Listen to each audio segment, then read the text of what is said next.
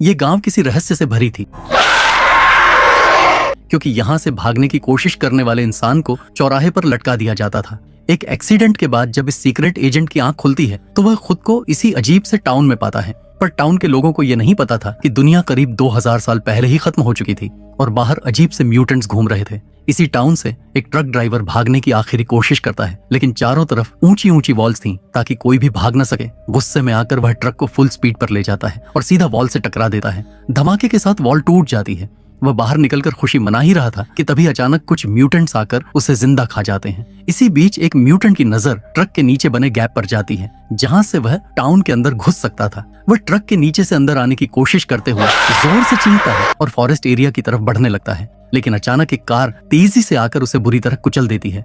Car में कोई और नहीं बल्कि ईथन था। कुछ देर पहले ईथन को ट्रक के गायब होने की खबर मिल गई थी और सीसीटीवी फुटेज चेक कराने के बाद वह आइसोलेशन वॉल की तरफ निकल पड़ा था। रास्ते में उसकी नजर अचानक हैरोल्ड पर पड़ गई थी। वह हैरोल्ड को किसी तरह पकड़ लेता है और उसे मार मार के सच्चाई उगलवा लेता है। इसके बाद वह तेजी से वॉल की ओर बढ़ने लगता है। ईथन म्यूटेंट को कई गोलियां मारकर खत्म कर देता है और फिर ट्रक के टायर पंचर कर देता है, जिससे जो म्यूटेंट्स ट्रक के नीचे से अंदर घुसने की कोशिश कर रहे थे वे तुरंत वहीं कुचलकर मारे जाते हैं। थोड़ी देर बाद रिपेयर टीम और डॉक्टर जेंकिंस भी वहां पहुंच जाते हैं। जेंकिंस तुरंत दीवार की मरम्मत का काम शुरू करवा देता है। इसी दौरान ईथन को पता चलता है कि जेंकिंस हैरोल्ड और केट के बाकी साथियों को रूल्स तोड़ने के लिए मौत की सजा देना चाहता है, लेकिन ईथन के लिए यह तरीका बिल्कुल गलत था, क्योंकि केट और उसके साथी बस इस टाउन से बाहर निकलना चाहते हैं और यह काम ईथन ने भी एक समय पे किया था, पर उन्हें बाहर की सच्चाई के बारे में बिल्कुल भी अंदाजा नहीं था।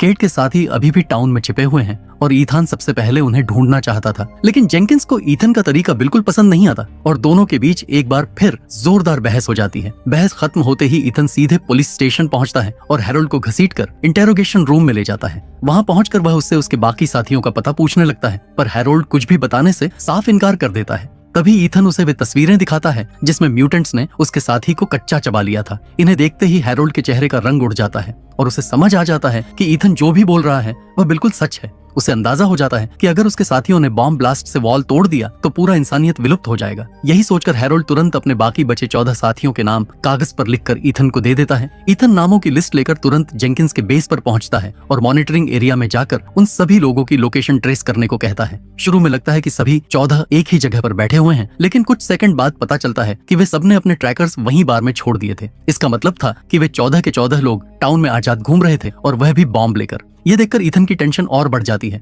इसी बीच टीवी स्क्रीन पर अचानक एक और मुसीबत दिखाई देती है। हॉस्पिटल के बाहर ईथन का बेटा बेन और मेगन फर्स्ट जनरेशन वाले बच्चे, जिनको वेवर्ड पाइन्स और आउटसाइड वर्ल्ड की सच्चाई पहले से पता थी, उन्हें भड़का रही थी ताकि टाउन का कंट्रोल वो अपने हाथों में ले ले। असल में कुछ समय पहले जब ईथन का बेटा बेन होश में आ गया था, मेगन उसके पास पहुंचकर उसे ईथन के खिलाफ भड़काने लगती है। वह बेन को ऐसे समझाती है जैसे ईथन की नरमी की वजह से केट और उसके साथियों ने रूल्स तोड़ा और इसी कारण टाउन लगातार खतरे में है। शुरुआत में बेन उसकी बात नहीं मानता, मगर तभी उसे एक भयानक खबर मिलती है कि एमी, जो ब्लास्ट में बच तो गई थी, उसके दिमाग पर गंभीर चोट आई थी। अचानक इंटरनल ब्लीडिंग की वजह से डॉक्टर्स को तुरंत उसकी ब्रेन सर्जरी करनी पड़ेगी। यह सुनकर बेन का गुस्सा फूट पड़ता है और वह मेगन की सारी बातें मान जाता है। प्रेजेंट टाइम में मेगन कई स्टूडेंट्स को अपने साथ हॉस्पिटल के बाहर इकट्ठा कर लेती है और वे सब यही मानने लगते हैं कि जब तक वे खुद जाकर जेल में बंद रूल ब्रेकर्स को नहीं मारेंगे, टाउन सुरक्षित नहीं होगा। अब वहां मौजूद 3 फर्स्ट जनरेशन का ग्रुप तुरंत बनता है और वे पुलिस स्टेशन की तरफ निकल जाते हैं। स्टेशन पहुंचकर वे सबसे पहले वहां के मैनेजर को अपनी पकड़ में ले लेते हैं ताकि कोई उन्हें रोक न सके। इसके बाद स्टेशन की गन लेकर वो लोग सीधे लॉकअप की तरफ बढ़ते हैं। वहां पहुंचते ही वो एक एक करके सभी कैदियों को बाहर आने का आदेश देते हैं। यह देखकर केट उन्हें समझाने की कोशिश करती है, लेकिन तभी उनमें से एक लड़का गन के पीछे वाले हिस्से से केट पर वार करता है, जिससे वह नीचे गिर जाती है। इसके बाद वे हैरोल्ड को भी बाहर आने के लिए कहते हैं। हैरोल्ड और उसके साथियों को जमीन पर बैठाकर केट की आंखों के सामने ही एक एक करके सभी को शूट कर दिया जाता है। अपने सभी साथियों को मरते हुए देखकर केट पूरी तरह टूट जाती है। उसी वक्त वह लड़का केट को भी जान से मारने वाला होता है, लेकिन तभी पीछे से ईथन आकर उस लड़के को शूट कर देता है। इसके बाद ईथन बाकी सभी लड़कों को जेल के अंदर बंद कर देता है। फिर जब ईथन केट से बात करने जाता है तो केट बेहद दुखी होती है और चाहती है कि ईथन खुद ही उसे मार दे। ईथन उसे समझाने की कोशिश ही कर रहा होता है कि तभी वहां टेरिसा पहुंच जाती है। असल में टेरिसा इस बार ईथन और केट दोनों को कुछ बहुत जरूरी दिखाना चाहती थी। थोड़ी देर पहले जब टेरिसा बेन से मिलने हॉस्पिटल गई थी तो पैम अचानक उसे चुपचाप एक तरफ ले गई। वहां पैम ने टेरिसा को एक जगह का एड्रेस और एक की कार्ड दिया। इसके बाद टेरिसा उस टूटी फूटी झोपड़ी के अंदर जाती है। जाने से पहले उसने वहां लगे सीसीटीवी कैमरा को खराब कर दिया था। उस झोपड़ी के अंदर एक बेसमेंट था जहां नीचे जाने पर एक रास्ता बना हुआ था। वहीं पर की कार्ड लगाने की जगह थी। जैसे ही टेरेसा ने की कार्ड का इस्तेमाल किया, उसके सामने एक बेहद खतरनाक सच्चाई आ गई। प्रेजेंट टाइम में टेरेसा, ईथन और केट को वह सच दिखाना चाहती थी। वे दोनों टेरेसा के साथ उस जगह पर पहुंचते हैं। अंदर जाने के बाद वहां एक कंप्यूटर के अंदर उन्हें कई लोगों की वीडियो फाइल्स मिलती हैं। ये वीडियोस उन लोगों की थीं जो पहले किसी तरह इस टाउन से बाहर निकलने में कामयाब हो गए थे। इन वीडियोस में दिखाया गया था कि बाहर निकलने के बाद उन्होंने पूरी दुनिया की तबाही को अपनी आंखों से देखा था। इन वीडियोस को देखने के बाद ईथन को पूरी तरह समझ आ जाता है कि पैम अब खुद भी टाउन के लोगों के सामने सच्चाई लाना चाहती है और इन वीडियो फाइल्स की मदद से ये काम आसानी से किया जा सकता था। इसी वजह से पैम ने टेरेसा को यहाँ भेजा था। अब इन वीडियोस को देखने के बाद केट और टेरेसा दोनों को ही ईथन की बातों पर पूरा भरोसा हो जाता है। वे भी फैसला करते हैं कि अब वे गांव वालों के सामने पूरी सच्चाई लाने में ईथन का साथ देंगे। उन्हें यह भी समझ आता है कि जेंकिंस खुद को इस जगह का भगवान समझने लगा है। यही वजह थी कि जेंकिंस किसी भी हालत में सच्चाई को सबके सामने नहीं लाना चाहता था, क्योंकि अगर लोगों को सच्चाई पता चल जाती तो वे उसके बनाए रूल्स को मानना बंद कर देते। और अगर आपको इस टाउन के रूल्स नहीं पता तो आप वीडियो पॉज करके पढ़ सकते हैं। अब लोगों को पूरी सच्चाई बताने के लिए ईथन एक प्लान डिसाइड करता है। ईथन सीधे जेंकिंस से मिलने पहुंचता है। वहां ईथन जानबूझकर ऐसा दिखाता है जैसे वह भी केट की गलतियों के लिए उसे जिम्मेदार मानता हो। वह जेंकिंस को यह भी कहता है कि केट को सभी लोगों के सामने जान से मार देना चाहिए। ईथन की यह बात सुनकर जेंकिंस काफी खुश हो जाता है और उसे अपना एक मोबाइल देता है जिससे एक साथ पूरे टाउन के लोगों के घर कॉल की जा सकती थी। ईथन तुरंत कॉल करता है और सभी लोगों को उस जगह बुला लेता है जहां रूल तोड़ने वालों को सबके सामने मौत की सजा दी जाती थी। कॉल मिलते ही बहुत सारे लोग स्टेज के पास पहुंच जाते हैं। थोड़ी ही देर में ईथन भी केट को लेकर स्टेज पर चढ़ जाता है। वहां वह जानबूझकर केट की गर्दन पर छुरी रख देता है ताकि सबको लगे कि वह सच में उसे मारने वाला है। लेकिन अगले ही पल ईथन छुरी नीचे कर देता है और केट के साथ मिलकर टाउन की असली सच्चाई सबके सामने बताना शुरू कर देता है। ईथन और केट मिलकर लोगों को बाहर की दुनिया की सच्चाई के बारे में भी बता देते हैं। ये सब सुनते ही टाउन वालों के होश उड़ जाते हैं। किसी को यकीन नहीं हो रहा था कि वे अब तक एक झूठ में जी रहे थे। ऐसे में ईथन लोगों से पैनिक न करने को कहता है। हालांकि उस वक्त ज्यादा लोग ईथन और केट की बातों पर भरोसा नहीं कर पा रहे थे, लेकिन केट के कुछ फॉलोअर्स जो उसे अपना लीडर मानते थे, उसके मुंह से ये सब सुनने के बाद पूरी तरह यकीन कर लेते हैं। तभी मेगन भीड़ के बीच से निकलकर ईथन को झूठा साबित करने की कोशिश करती है, मगर ईथन उल्टा उसे ही सबके सामने गलत साबित कर देता है। ये सारी चीजें जेनकिंस अपने मॉनिटर रूम में बैठकर देख रहा होता है। ये सब देखकर जेनकिंस को इतना गुस्सा आता है कि वह पूरे टाउन की बिजली के साथ साथ आइसोलेशन वॉल की बिजली भी बंद कर देता है। जैसे ही बिजली जाती है, एक म्यूटेंट वॉल पर चढ़कर टाउन की तरफ आने लगता है। असल में जेनकिंस का प्लान यही था कि वह इस वक्त टाउन के सभी लोगों को मरवा देगा और बाद में कुछ नए लोगों के साथ इस टाउन को दोबारा बसाएगा। थोड़ी ही देर में ईथन और बाकी लोगों को भी यह बात समझ आ जाती है, इसलिए ईथन सभी की जान बचाने के लिए उन्हें वापस उसी बेसमेंट में ले जाने का फैसला करता है। इसके लिए वह सबसे पहले टेरेसा को बेन और एमी को हॉस्पिटल से लाने के लिए भेजता है। वहीं खुद ईथन गांव वालों के साथ पहले पुलिस स्टेशन जाने का फैसला करता है ताकि लोगों को अपनी सुरक्षा के लिए कुछ हथियार दिए जा सकें। इसी बीच अब तक रीडिंग के हिसाब से 6 म्यूटेंट किसी तरह वॉल को क्रॉस कर चुके होते हैं और उनके पीछे म्यूटेंट की एक बड़ी फौज तेजी से आइसोलेशन वॉल की तरफ बढ़ रही होती है। पुलिस स्टेशन पहुंचने के बाद ईथन को केट के साथियों की वजह से कुछ बॉम्ब भी मिल जाते हैं और वह केट और उसके साथियों को कई हथियार दे देता है। इसके बाद ईथन तुरंत वहां से हॉस्पिटल की तरफ निकल जाता है। वहीं जेल में बंद बच्चे केट से उन्हें फ्री करने को कहते हैं, लेकिन क्योंकि उन्हीं बच्चों ने केट के पति और उसके कई साथियों को जान से मार दिया था, इसलिए केट उन्हें छोड़ने के बजाय वहां से चली जाती है। अगर आप यहाँ तक पहुंच चुके हैं, इसका मतलब आपको कहानी पसंद आ रही है, इसलिए एक लाइक और सब्सक्राइब तो बनता है।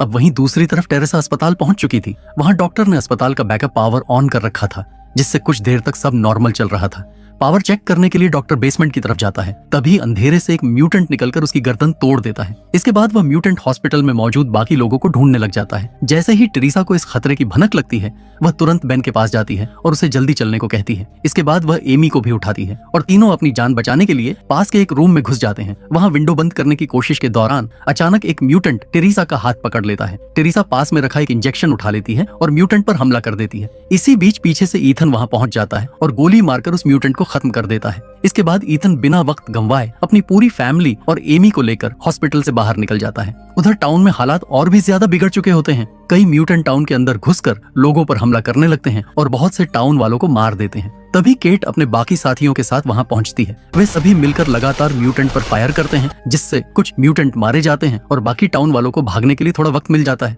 इस मौके का फायदा उठाकर लोग धीरे धीरे उस टूटी फूटी झोपड़ी की तरफ बढ़ने लगते हैं। इसी दौरान लड़ते लड़ते केट की सारी बुलेट्स खत्म हो जाती हैं। मजबूरी में वह अपनी जान बचाने के लिए पास के एक घर में चली जाती है, लेकिन थोड़ी ही देर में वहां की छत तोड़कर एक म्यूटेंट अंदर घुस आता है।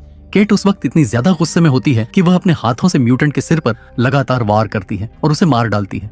जब केट बाहर निकलती है तब तक कई लोग मारे जा चुके होते हैं। साथ ही म्यूटेंट अब इंसानों की गंध सूंघते हुए सीधे बेसमेंट की तरफ बढ़ने लगते हैं। लेकिन म्यूटेंट के वहां पहुंचने से पहले ही ईथन अपनी फैमिली और एमी के साथ बेसमेंट पहुंच जाता है। थोड़ी देर बाद केट भी वहां पहुंच जाती है। इसके बाद सभी मिलकर बेसमेंट के रास्ते को पूरी तरह से बंद कर देते हैं। अब ईथन मेगन से पूछता है कि बेसमेंट में मौजूद टनल आखिर कहां जाती है। शुरुआत में मेगन कुछ भी बताने से मना कर देती है, लेकिन तभी बेन सबके सामने बताने लगता है कि मेगन ने स्कूल में उन्हें क्या क्या सिखाया था और अब वह लोगों की जान बचाने के बजाय उनकी जान खतरे में डाल रही है। बेन की बातें सुनकर मेगन को भी अपनी गलती का एहसास होने लगता है। आखिरकार वह सच बता देती है कि वह टनल असल में सीधे कंट्रोल बेस तक जाती है। वहां पहुंचने के बाद सभी लोग पूरी तरह सेफ हो सकते थे। मेगन इसके साथ ही वहां मौजूद लिफ्ट का कोड भी बता देती है। हालांकि मेगन खुद बेसमेंट में ही रुकने का फैसला करती है। उसके मुताबिक जेल में बंद स्टूडेंट्स किसी भी वक्त वहां पहुंच सकते थे और ऐसे में बेसमेंट का गेट खोलने के लिए किसी का वहां मौजूद रहना जरूरी था। वहीं दूसरी ओर जेल में बंद बच्चों के पास अचानक कुछ और बच्चे पहुंच जाते हैं।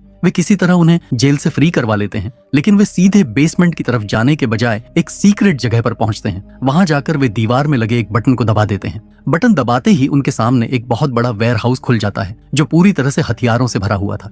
असल में ये सारे हथियार जेनकिंस ने फर्स्ट जनरेशन के लिए पहले से ही छुपा कर रखे थे। ये सब देखकर जेनकिंस मन ही मन बेहद खुश हो रहा होता है, मगर यह सब देखकर पैम को बिल्कुल भी अच्छा नहीं लग रहा था। वह लगातार जेनकिंस से शहर की पावर वापस ऑन करने को कहती रहती है, लेकिन जेनकिंस को इस बात पर इतना ज्यादा गुस्सा आ जाता है कि वह अपने गार्ड्स को आदेश देता है कि पैम को तुरंत क्रायो स्लीप में भेज दिया जाए, ताकि जब तक जेनकिंस जिंदा रहे पैम उसे किसी भी हालत में परेशान न कर सके। इसके बाद कुछ गार्ड्स पैम को पकड़कर क्रायो स्लीप चेंबर की तरफ ले जाते हैं, लेकिन उन्हीं गार्ड्स के बीच एक ऐसा गार्ड भी मौजूद होता है जो पैम की बहुत रिस्पेक्ट करता था और वह किसी भी हालत में पैम के साथ गलत नहीं होने देना चाहता था। मगर बाकी गार्ड्स मिलकर आखिरकार डॉक्टर पैम को फिर से क्रायो स्लीप में डाल देते हैं। वहीं दूसरी तरफ लिफ्ट के पास पहुंचने के बाद ईथन और केट यह फैसला करते हैं कि सबसे पहले वही ऊपर जाएंगे, क्योंकि उन्हें पता था कि ऊपर काफी सारे गार्ड्स मौजूद होंगे। ऊपर पहुंचते ही वे दोनों मिलकर सभी गार्ड्स को खत्म कर देते हैं। इसके बाद ईथन वॉकी टॉकी के जरिए सभी सर्वाइवर्स को लिफ्ट से ऊपर आने के लिए कहता है, लेकिन सर्वाइवर्स की संख्या बहुत ज्यादा होने की वजह से मजबूरी में ईथन की फैमिली और मेयर को नीचे ही रुकना पड़ता है, जबकि बाकी सर्वाइवर्स लिफ्ट के जरिए ऊपर पहुंच जाते हैं। इधर बेसमेंट में मेगन के पास अचानक बहुत सारे म्यूटेंट्स आने लगते हैं।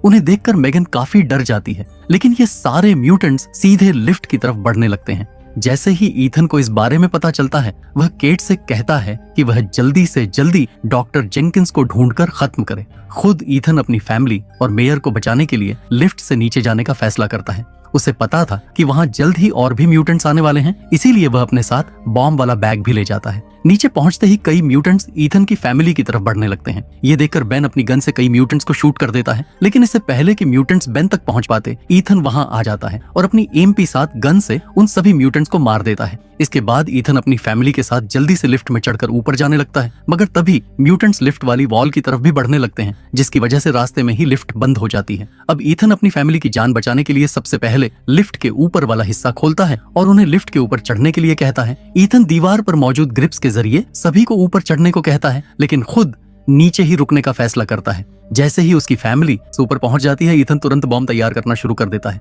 ये सारी चीजें डॉक्टर जेनकिंस अपने रूम में बैठकर मॉनिटर पर देख रहा होता है और कैमरे के जरिए ईथन को ऐसा करने से मना करता है। उसी वक्त अचानक केट उसके रूम में पहुंच जाती है और उसे आइसोलेशन वॉल की पावर वापस ऑन करने को कहती है। शुरुआत में जेनकिंस इस बात के लिए बिल्कुल भी तैयार नहीं होता। तब केट उसे शूट करने की धमकी देती है, लेकिन उसी पल पीछे से पैम आकर जेनकिंस को शूट कर देती है और उसे वहीं खत्म कर देती है। असल में पैम को उसी गार्ड ने बचा लिया था जो उसकी रिस्पेक्ट करता था। अब पैम किसी भी हालत में जेनकिंस की डिक्टेटरशिप को और ज्यादा सहन नहीं करना चाहती थी। इसी वजह से पैम ने आखिरकार जेनकिंस को पूरी तरह खत्म कर दिया था। वहीं दूसरी तरफ ईथन अपना बॉम्ब पहले ही तैयार कर चुका था। जैसे ही बड़ी संख्या में म्यूटेंट्स लिफ्ट के फ्लोर को तोड़कर अंदर आने की कोशिश करते हैं, उसी पल ईथन बॉम्ब का बटन दबा देता है। जोरदार एक्सप्लोजन के साथ नीचे मौजूद सारे म्यूटेंट्स मारे जाते हैं, लेकिन इस धमाके में ईथन की भी जान चली जाती है। जी हाँ, हमारा हीरो ईथन टाउन के लिए शहीद हो जाता है और उसकी लाइफ की एंडिंग यहीं हो जाती है। इधर बेन नीचे लिफ्ट की तरफ देखने की कोशिश करता है, लेकिन एक्सप्लोजन के इफेक्ट से उसी समय एक लोहे का टुकड़ा आकर बेन के सिर पर लगता है, जिससे वह वहीं पर कोमा में चला जाता है। इसके बाद जब बेन की आंख खुलती है तो वह खुद को हॉस्पिटल के बेड पर पाता है। उसका इलाज कोई और नहीं बल्कि एमी कर रही होती है, जो अब उसी हॉस्पिटल की डॉक्टर बन चुकी थी। बेन को पता चलता है कि वह पूरे 3 साल तक कोमा में रहा था और इन सालों में टाउन के हालात पूरी तरह बदल चुके हैं। शुरुआत में बेन को इन बातों पर बिल्कुल भरोसा नहीं होता, लेकिन जब वह अपने कपड़े पहनकर हॉस्पिटल से बाहर निकलता है और नीचे जाता है तो उसे सब कुछ काफी अजीब लगता है। टाउन का माहौल ऊपर से देखने में पहले जैसा ही था, पर तभी अचानक बेन की नजर एक ऐसी चीज पर पड़ती है जिसे देखकर उसके पैरों तले जमीन खिसक जाती है। वहाँ डॉक्टर जेंकिंस की एक बड़ी मूर्ति लगी हुई होती है। उसी के पास कई लोगों की लाशें टंगी होती हैं जिन्होंने हाल ही में टाउन के रूल्स तोड़ने की कोशिश की थी। ये सब देखकर बेन को सच्चाई समझ में आ जाती है। अब पूरे टाउन पर असल में फर्स्ट जनरेशन वाले बच्चों का राज हो चुका था, जो जेंकिंस को अपना भगवान मानते थे। वही लोग आज भी जेंकिंस के बनाए रूल्स के हिसाब से टाउन वालों को उसी तरह जीने पर मजबूर कर रहे थे। अब बेन को यह एहसास हो जाता है कि ईथन की कुर्बानी के बावजूद टाउन सच में आजाद नहीं हो पाया है, बल्कि हालात पहले से भी ज्यादा खतरनाक हो चुके हैं। और इसी एंडिंग के साथ सीजन 1 खत्म हो जाता है और यह साफ हो जाता है कि आगे चलकर बेन इन सब चीजों को सही करने की कोशिश जरूर करेगा। अब जानना यह था कि क्या बेन अपने पापा के राह पे चल पाएगा और क्या इंसानियत बची रहेगी। अगर आपने इसका बाकी पार्ट्स अभी तक नहीं देखा तो आप इधर प्लेलिस्ट से देख सकते हैं। अब क्या आपको इसका सेकंड सीजन देखना है? अगर देखना चाहते हैं तो कमेंट में जरूर बताएं, और फर्स्ट सीजन कैसी लगी कमेंट में अपनी ओपिनियन जरूर दें, मुझे जानकर अच्छा लगेगा। अब मिलते हैं अगले वीडियो में।